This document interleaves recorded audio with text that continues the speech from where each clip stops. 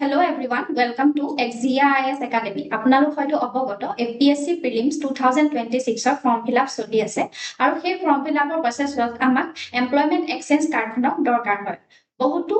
এস্পাইৰেন্ট এতিয়াও কনফিউজ হৈ আছে যে তেওঁলোকে এমপ্লয়মেন্ট এক্সচেঞ্জ কাৰ্ডখন ৰেজিষ্ট্ৰেচন কৰিব নে ৰিনিউ কৰিব নে ৰি-ৰেজিষ্ট্ৰেচন কৰিব। সেই বিষয়ে মই আপোনালোকক জনাবলৈ এই ভিডিঅ'টো লৈ আহিছো। প্ৰথমতে আমি ৰেজিষ্ট্ৰেচনৰ কথা জানিম। আপোনালোকে তেতিয়া ৰেজিষ্ট্ৰেচন কৰিব লাগিব যেতিয়া আপুনি প্ৰথমবাৰৰ কাৰণে এমপ্লয়মেন্ট এক্সচেঞ্জ অফিচত নিজৰ নামটো ৰেকৰ্ড কৰে আৰু সেই নামটো ৰেকৰ্ড কৰাৰ পাছতে আপোনালোকে এখন এমপ্লয়মেন্ট এক্সচেঞ্জ ৰেজিষ্ট্ৰেচন নাম্বাৰ থকা কাৰ্ড পাব আৰু সেই যেতিয়া কাৰ্ডখন পাব আপোনালোক এলিজিবল হৈ পৰিব যিকোনো গভৰ্ণমেন্ট জবত এপ্লাই কৰিবলৈ বা স্পন্সৰশ্বিপ ভেকেন্সিত এপ্লাই কৰিবলৈ আৰু কোনো ক্ষেত্ৰত স্কিল প্ৰগ্ৰামত এপ্লাই কৰিবলৈ এই কাৰ্ডখনৰ প্ৰয়োজন হয়। এটা ৰিনিউ কেতিয়া কৰিব লাগিব এই যে আপোনালোকে এমপ্লয়মেন্ট এক্সচেঞ্জ কাৰ্ডখন ৰেজিষ্ট্ৰেচন কৰিলে তাৰ ভ্যালিডিটি সদায় নাথাকে তাৰ ভ্যালিডিটি 3 বছৰৰ কাৰণে থাকে 3 বছৰ পাৰ হৈ যোৱাৰ আগতে আপোনালোকে সেইখন ৰিনিউ কৰিব লাগিব যদি 3 বছৰ পাৰ হৈ যায় বা ভ্যালিডিটি শেষ হৈ যায় তেতিয়া সেইখন কি হৈ পৰিব ল্যাপস হৈ পৰিব বা ইনএক্টিভ হৈ পৰিব ৰি-ৰেজিষ্ট্ৰেচন কেতিয়া কৰিব লাগিব যদিহে আপোনালোকে 3 বছৰৰ ভিতৰত বা ভ্যালিডিটি শেষ হৈ যোৱাৰ আগতে ৰিনিউ নকৰে তেতিয়া আপোনালোকে পুনৰ ৰেজিষ্ট্ৰেচন কৰিব লাগিব আৰু সেই প্ৰসেসটো ৰি-ৰেজিষ্ট্ৰেচন বুলি কোৱা হয়। এতিয়া আমাৰ ওচৰলে ফ্ৰিকুৱেন্টলি এটা কোৱেশ্চন আহি থাকে যে এমপ্লয়মেন্ট এক্সচেঞ্জ কাৰ্ডখনত যদি কিবা আপডেট কৰিবলৈ হয় যেনেকৈ ধৰক এড্ৰেছ আপডেট কৰিবলৈ হ'ল বা ফোন নাম্বাৰ আপডেট কৰিবলৈ হয় এমপ্লয়মেন্ট ষ্টেটাসটো যদি আপডেট কৰিবলৈ হয় তেতিয়া কি কৰিব লাগিব তেতিয়া আমি কি কৰিব লাগিব আকৌ ৰেজিষ্ট্ৰেচন কৰিব লাগিব সেই কাৰ্ডখন মানে ৰি-ৰেজিষ্ট্ৰেচন কৰিব লাগিব। এতিয়া ৰেজিষ্ট্ৰেচন বা ৰি-ৰেজিষ্ট্ৰেচন কৰিবলৈ ষ্টেপ কিটা কি মই আপোনালোকক জনাই দিছো প্ৰথমতে আপোনালোকে সেৱা সেতু এপটোলৈ যাব লাগিব তাৰ পিছত ইয়াত স্ক্ৰিনত দেখুৱাই থোৱা সেই সাৰ্ভিস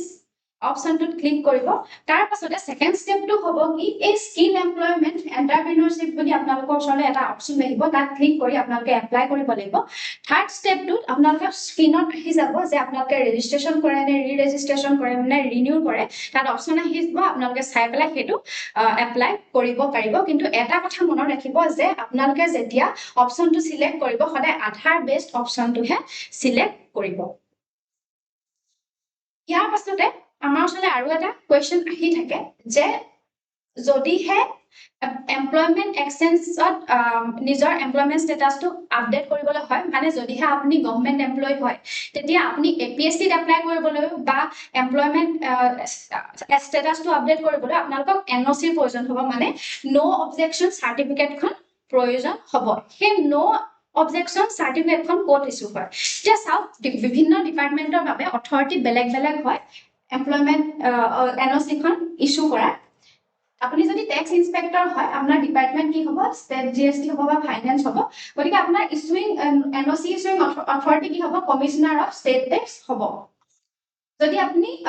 প্ৰাইমেৰী স্কুলৰ টিচাৰ হয় তেনেহলে আপোনাৰ এনঅসি ইস্যুইং অথৰিটি হ'ব ডিস্ট্ৰিক্ট এলিমেন্টাৰী এডুকেশ্যন অফিচাৰ যদি আপুনি সেকেন্ডাৰী স্কুলৰ টিচাৰ হয় তেনেহলে আপোনাৰ কনসাৰ্ন ডিস্ট্ৰিক্টৰ ইন্সপেক্টৰ অফ স্কুলে এখন ইস্যু কৰি দিব যদি আপুনি পিজিটি টিচাৰ হয় বা পোষ্ট গ্ৰেজুৱেট যদি টিচাৰ হয় তেনেহলে আপোনাৰ এনঅসিখন ইন্সপেক্টৰ অফ স্কুলে ইস্যু কৰি দিব আৰু কোনো ক্ষেত্ৰত প্ৰিন্সিপালেও স্কুলৰ প্ৰিন্সিপালেও সেইখন ইস্যু কৰি দিয়ে যদি আপুনি এসিস্ট্যান্ট প্ৰফেসৰ হয় তেনেহলে আপোনাৰ এনঅসিখন ডিৰেক্টৰ অফ হায়াৰ এডুকেশ্যনে ইস্যু কৰি দিব। আমাৰ XZIS একাডেমি আপোনালোকৰ ওচৰলৈ লৈ আহিছে 45 দিনৰ বাবে APSC Prelims 2026 ৰ বাবে এটা ক্ৰেশ কোৰ্স যত আপোনালোকে পাব scientific coverage of the complete syllabus আৰু গুটে আমাৰ ক্লাছখিনি APSC Prelims 2026 ৰ ওৰিয়েন্টেড হৈ থাকিব আৰু লগতে ইয়াত আপোনালোকে পাব daily MCQ practice smart revision notes আৰু লগতে ইয়াত বিশেষভাৱে গুৰুত্ব দিয়া হ'ব যোৱা 1.5 বছৰৰ কাৰেন্ট এফেয়াৰ্সৰ ওপৰত আৰু আসাম স্পেসিফিক সেকশনৰ ওপৰত আৰু আমাৰ যিমানখিনি ক্লাसेছ হ'ব সেইখিনি both অনলাইন আৰু অফলাইন মোডত এভেইলেবল হ'ব আৰু এই কোৰ্সটোৰ পৰা আমাৰ আগৰ বছৰ কেইটাটো বহুতো এস্পাইৰেন্ট লাভান্বিত হোৱা দেখা গৈছে। আজিৰ ভিডিঅ'টোত ইমানেই আছিল আপোনালোকৰ যদি এমপ্লয়মেন্ট এক্সচেঞ্জ কাৰ্ড ৰিলেটেড কিবা ধৰণৰ ডাউট থাকে বা এনেকুৱা ডিটেইল ভিডিঅ' আপোনালোকে বিচাৰে তেনেহলে আমাক কমেন্ট সেকশনত জনাব আমি আপোনালোকৰ কাৰণে আৰু এটা ডিটেইল ভিডিঅ' লৈ আহিম। আজিলৈ ইমানেই আছিল আমাৰ চেনেলটো আপোনালোকে লাইক শেয়াৰ এণ্ড সাবস্ক্ৰাইব কৰিবলৈ নাপাহৰিব। Thank U.